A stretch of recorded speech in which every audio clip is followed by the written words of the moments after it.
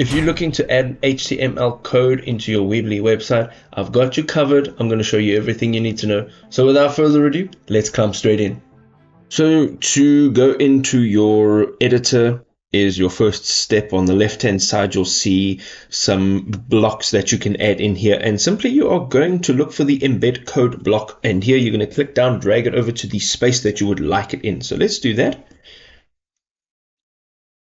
Now that blue line that you saw over here indicates where your actual block is going. Over here you can see it says click to set custom HTML code. Here you can remove this block. You can also click down here, move it around, and then you can just redirect it to another page. Let's just click on the actual block itself, and here you can adjust the position from left, middle, or right.